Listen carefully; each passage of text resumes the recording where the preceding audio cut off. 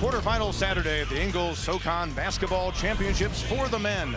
We've got 4 great matchups in store. We begin with the #1 seed, the Furman Paladins, against the Mercer Bears, as Furman looks to avenge the heartbreak of a year ago and bring home its first Southern Conference Tourney title in more than 40 seasons.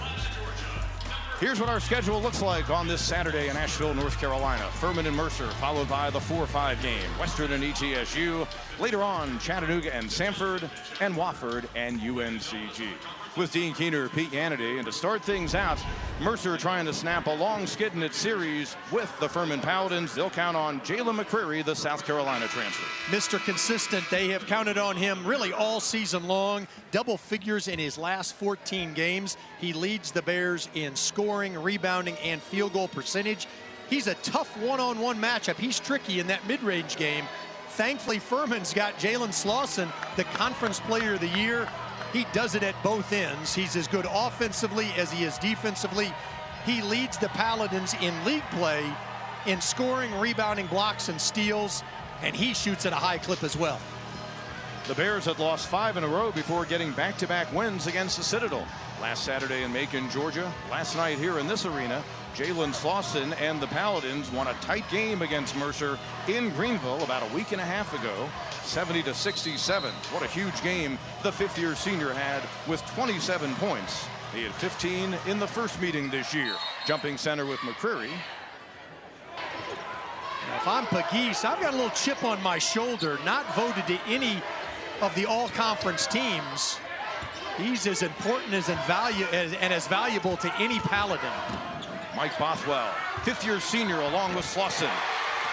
Socon's scoring leader as this afternoon begins. And let's bring in the third member of our team, courtside, Aaron Summers. Aaron? Thanks, Pete. After Furman lost here in the championship game in heartbreaking fashion, head coach Bob Ritchie said that he got together with his team and he told them they could use it as a stumbling block or a stepping stone. They decided that they were going to use it as fuel, and it has driven them through the offseason and through this season with a sense of urgency to get back to this very spot, a #1 seed with an opportunity at a championship here. He said, though, that he's asked them to try to separate the two seasons. This is a different team, and he wants them to release the pressure of being back in Asheville. Just go out here and have fun today, guys. Dean, in complete candor, as McCreary ties us up at 2. I wasn't sure when I first saw Bob Ritchie after that heartbreaking loss against Chattanooga how to kind of open up the topic with him. He has used it, as Aaron noted, as a motivational tool as much as any coach I've ever seen use that kind of defeat. Well, I think you have to, because it's a storyline for this conference and really March Madness. Garrett Heen from downtown, a big who can step out, 38% beyond the arc for the junior out of Charlotte. Hurtado has the size advantage on Pegues, gets a screen from Glisson on the runner. Ryan Transfer gets his own rebound, can't get the putback. McCreary follows. Not sure he realized the shot clock had reset to 20. Yeah, he's worked with some great coaches. You don't become Matt Painter's offensive coordinator if you don't know what you're doing. Kamar Robertson hopping down the lane. First player not named Jalen McCreary to score points this afternoon for Mercer. And Hurtado will pick up his first personal foul. The Bears trying to end a long skid in the series. The Paladins trying to avenge heartbreak. Here in Asheville, North Carolina, this beautiful city in the mountains of Western NC, a 1-point lead for the Mercer Bears. Good giveaway to their Furman fans. Paladins trying to make another run to the title game and get a win in it. With Dean Keener, Pete Hannity, welcome you back in. What do you think of the pace so far? Well, look, it is a game of who wants to play fast, who wants to play slow. Mercer averages 68 points a game. Furman 82. They want to get it fast and hot. I think the pace right now is to Greg Gary's liking. Give you an idea of our keys to the game with Dean's do's and don'ts. Starts you out with Jalen McCreary and the Mercer Bears.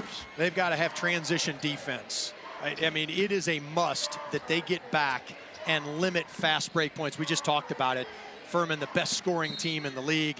And for Furman, share the wealth. What do we mean? The Paladins are deep. Multiple guys can beat you. That doesn't mean this doesn't need to be a one-on-one game.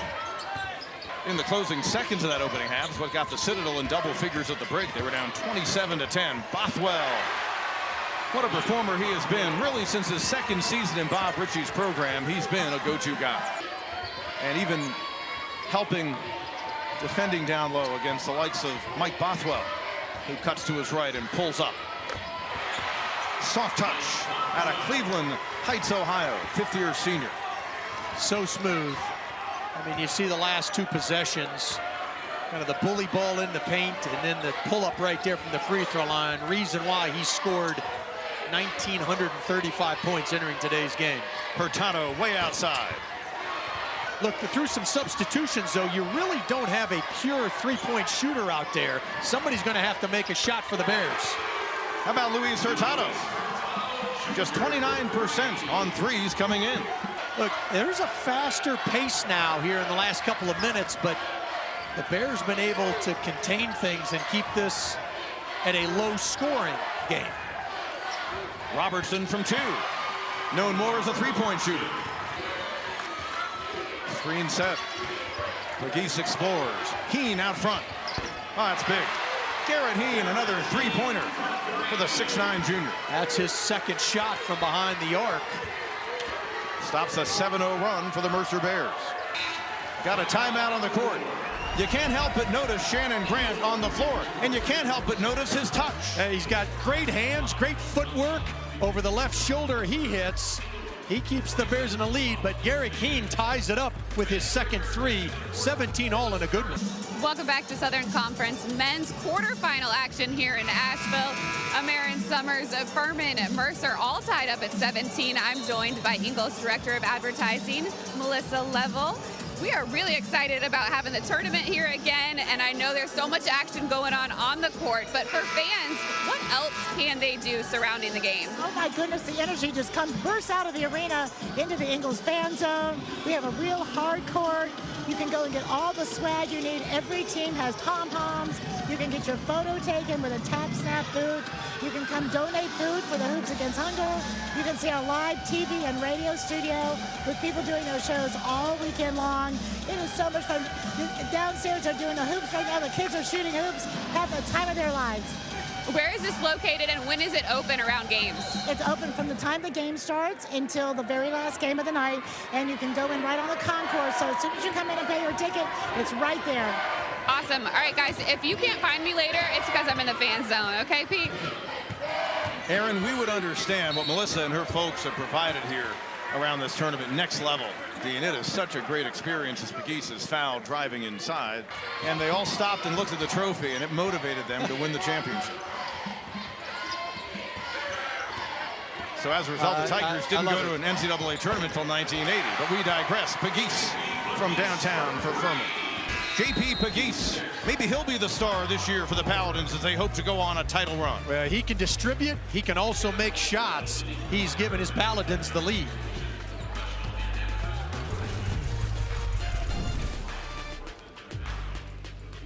McGeese 8 points in 9 minutes, tries to get it to Heen.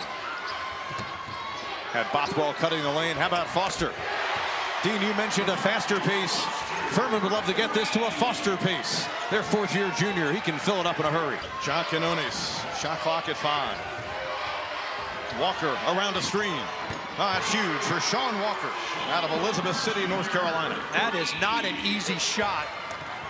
All Paladin defenders knew that clock was running down. They were locked in, and to dribble to your left, your offhand into a three. Terrific shot by Walker and much needed. Two really good basketball minds, Bob Ritchie and Greg Gary. They love the game within the game. Individual matchups, offenses. As you see, glisten right there softly off the glass. He's played well here in the first half. Very competitive league this year. It's been RPI, net top 10, whatever metric you want to use over the past few seasons. Foster splits defenders. Can break you down at 6'4". 67% this year from the line, and more from Aaron Summers. Aaron? The freshman Ben Vanderwall is somebody that head coach Bob Ritchie called a coach's dream. He does absolutely all of the little things that have a big effect on the game. He's not afraid to take a charge. He goes after the offensive rebounds, as we just saw him get that foul drawn on the last one there. He's somebody that's been a crucial piece for this Furman squad off of the bench this season. Pete. made one of two 4-point lead. Paladins have been up by as many as 6 in this opening half. They're trying to make it 18 straight in the series. Bob Ritchie has never lost a game as a head coach against Mercer. Listen, no. Quinones able to take it away from Foster. Goes up over Witt. Follow. Glisten. The senior rising. He doesn't want it to be his final game. Sean Walker and the Mercer Bears hanging around against Furman. Third meeting of the season. They're trying to break through. You see that number 1 next to the Furman Paladins name. The first time that's been the case here at the Southern Conference Championships since 1991. It was a 20-win season for the Paladins under their head coach Butch Estes. And back then, if you pulled up to the pump, that's what you were paying. Michael Jordan, the first of his 6. Brian Adams, I always thought his best work was done in duets, Tina Turner among others, but he had some very good singles in that year. Was able to get to the top. And August 6th, the first website live on what was referred to then as the World Wide Web. And on newscasts, when they gave you a URL, they began with the HTTP and then the colons and backslashes, you'll remember. You're dating us right now, partner. That's exactly right. Boy, that was a good team. Butch Estes was the head coach. Bruce Evans, leading scorer. Derek Waugh, Tracy Garrick. I mean, there were some really good players on that Furman team. Al Henderson, their point guard. He and Evans were high school teammates with a player named Everett Sullivan, who then went on to Louisville. They just went right up 385 from Hillcrest High in the Golden Strip area of Greenville County for their college careers. Waugh and Evans went on to be head coaches on the college level. Waugh at Stetson, Evans at Division II Lander in Greenwood, South Carolina. Sean Walker trying to spoil the Paladins' first number 1 seed here, just as Appalachian State did back in 1991. Shot clock under 5. Robertson with a hand in his face. Slauson defended. Glisten rebounds. Mercer back in front. 6-0 run for the Bears to retake the lead. Bothwell defends as Quinones brings it midcourt. Don't know if Mercer goes 2 for 1 here. They would have had to work faster. And pardon me for trying to do math on the fly. No, but I think at this point you're exactly right. They just want a good quality shot, knowing they're up 1. Quinones on Bothwell, freshman over senior. I hadn't seen that in the games I'd seen Mercer play in person this year out of Ja Quinones off the dribble. Well, that's impressive right there. And now minimally, unless you foul a 3-point shooter, you're going to go in tied or with the lead if you're the Mercer Bears. A fine point guard for the Paladins. Slauson out high, defended by Walker. And we arrive at halftime. A very competitive first half, as you can see by the score. A very entertaining first half, and one that gives us some building drama. The Mercer Bears, the number 8 seed, have the advantage on the Furman Paladins, the number 1 seed.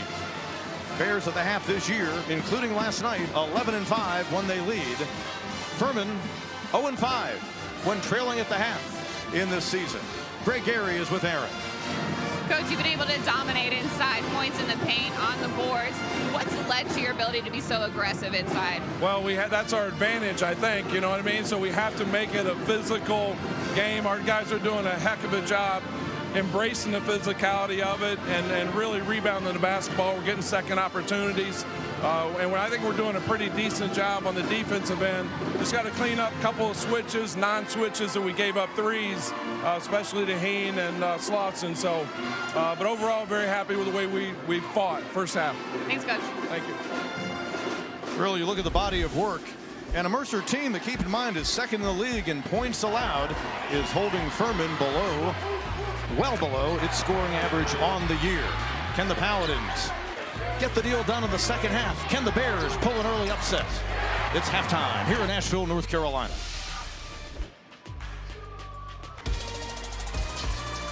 James Glisten and the Mercer Bears trying to pull the upset in our first quarterfinal game here in Asheville, North Carolina at the Ingalls Socon Championship as we get ready for the second half of play.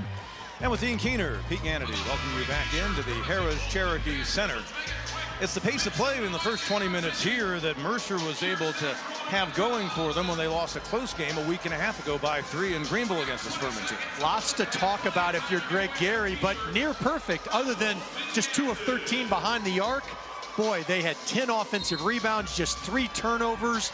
They got the pace exactly where they wanted it. And that game a week and a half ago, the Bears were +6 in points in the paint.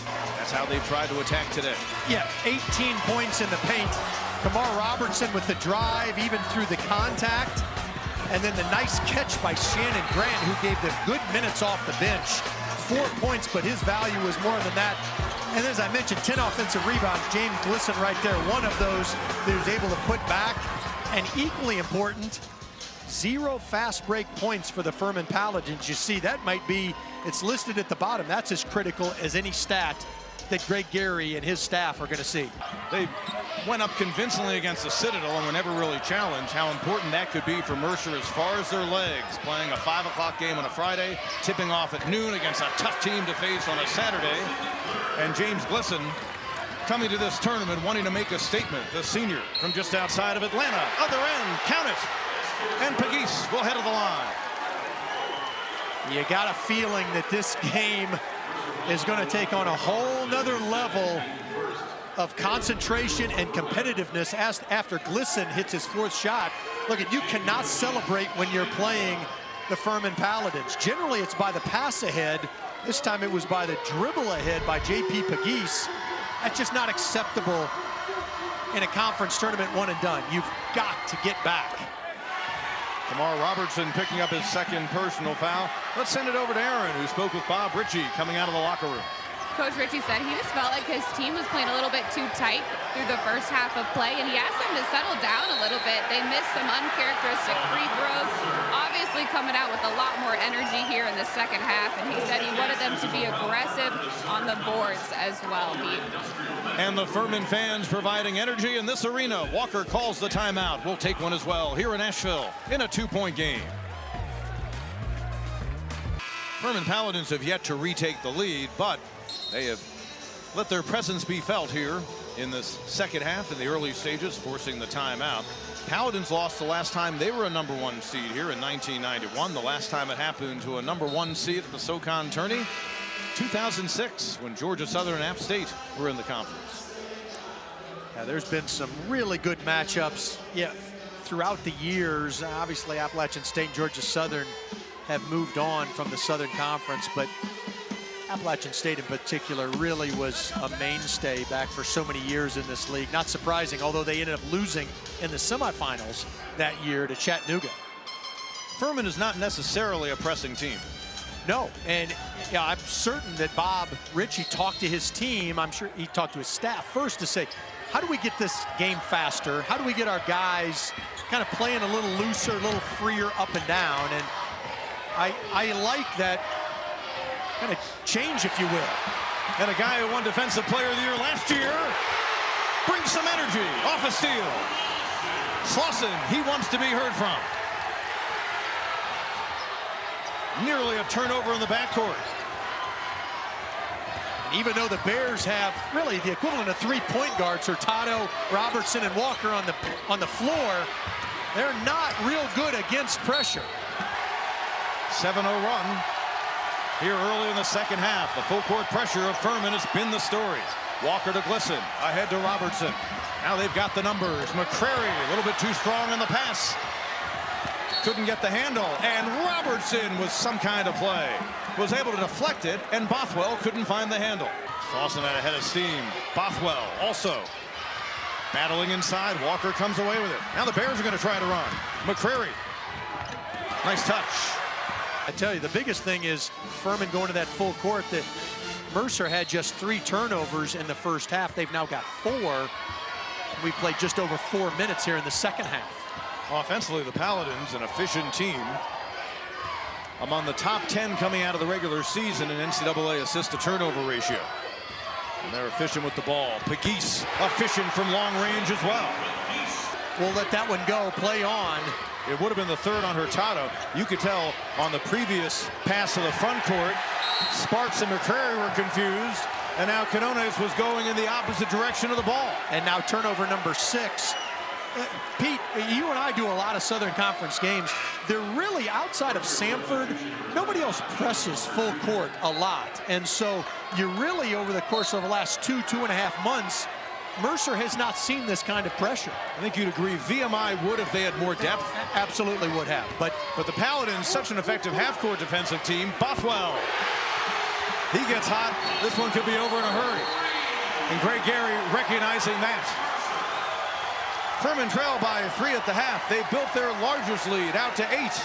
Mike Bothwell, more from the outside. He now has 11 points.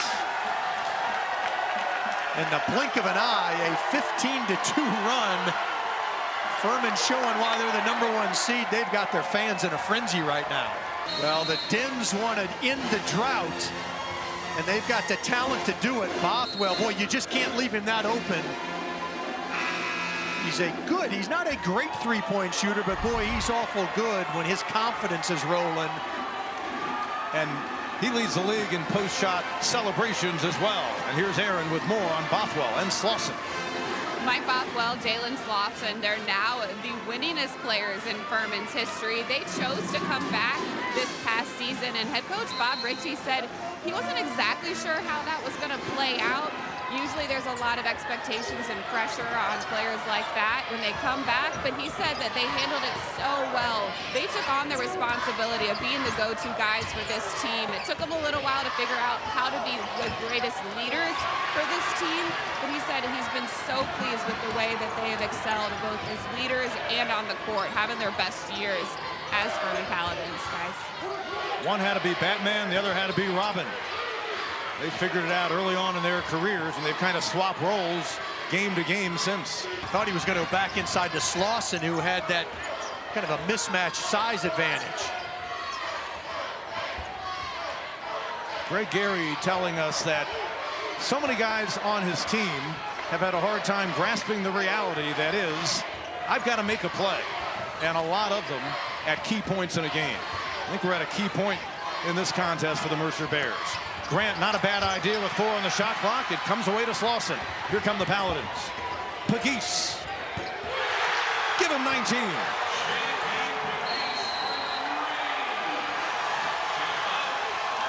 With 1 timeout to use, Greg Gary wants to try to slow down the freight train. That is the Furman Paladins. With a 13-point lead, the #1 seed feeling it. Now the boys from Greenville are dialed in.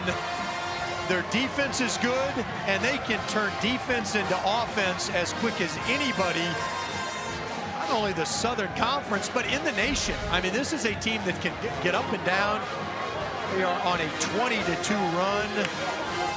The points off turnovers right now, it just, every metric certainly favors the Furman Paladins, right? They have forced 10 turnovers, 15 points off of that, 7 here in the second half. They are dialed in right now, and they smell blood. Quinones forcing. Got the rim. Robertson off the deflection. Glisson, and a block by the best in the league, Slauson. Foul at midcourt. Now, granted, Jake Stevens at Chattanooga can also be in that argument, but Slauson doing the defensive things that he does. Yeah, and that got the fans as fired up. Watch it right there. He just meets Glisson right at the rim. That's just a terrific individual move by Jalen Slauson, not giving up on the play after Kamar Robertson was able to come up with the turnover. Got him meet him right there. I don't know if Glisson was going to lay it in or dunk it, but either way, Slauson got the better of that one right there. 3rd foul on Quinones. Slauson coming out of the regular season just shy of 50. Alley-oop, soft touch. Well, and when you play good defense, whether it's full court or half court, like Furman is doing now, good offense just seems to happen. And conversely, it's hard when you're not scoring. Quinones getting the roll. Paladins wanted basket interference. You get the sense that maybe Mercer is kind of dug in now, and they've gotten back to their senses. But you know, you made the point earlier, you're down 14 against a team like this that has multiple weapons. So difficult. Almost unfair. All that he can do close to the basket, and then a soft touch. 38% beyond the arc to lead the team. He had 27 against Mercer in the last meeting, 42 in the 2 games during the regular season. And he's been a big scorer here in the second half. Just pick something you want Jalen Slauson to do, and he's more than happy to show you his talent. Right, he is talented. He can finish at one end, but he's equally talented at the defensive end. And oh, by the way, he'll make an occasional three. South Carolina going. They've shown improvement in the second half of their season. Another steal by the Paladins, and some fun for Vanderwall. There's already a lot of purple in this arena. There will be a ton, I guess is the, oh my goodness. A ton of oh my goodness dropped upon us from high above. Slauson. Mid-sentence, I apologize for that. But oh, no need to. After doing, and don't apologize to Slauson either. He won't accept it. But Bob Ritchie never used the press, or at least didn't use it full court last week. His team can begin focusing on a Sunday afternoon semifinal game because Jalen Slauson and crew have dominated since the break. Furman Paladins arrive at win number 25 for the third time over the past 6 seasons. Their first game since that moment last March here in Asheville. 73-58. On they go to the semifinals. Bob Ritchie and Greg Gary, guys who have mutual respect. And the Paladins head coach will now get his team ready for either Western Carolina or ETSU. They won't be happy until they can win it on Monday night. But boy, what a statement by the Furman Paladins here in the second half. Just really just domination. And it was energy, it was effort across the board. They've got to be really happy moving forward. Very few players in the nation had a 40-point game this season. 2 of them were in this conference. And in our next game, you'll see Trey Harris for the Western Carolina Catamounts and Jordan King of ETSU. 47 and 42-point games respectively during the regular campaign. Now they get set to battle. The Bucks, the 5th seed, the Catamounts, the 4th seed, coming up at the bottom of the hour. Later on, Chattanooga and Samford, Wofford and UNCG.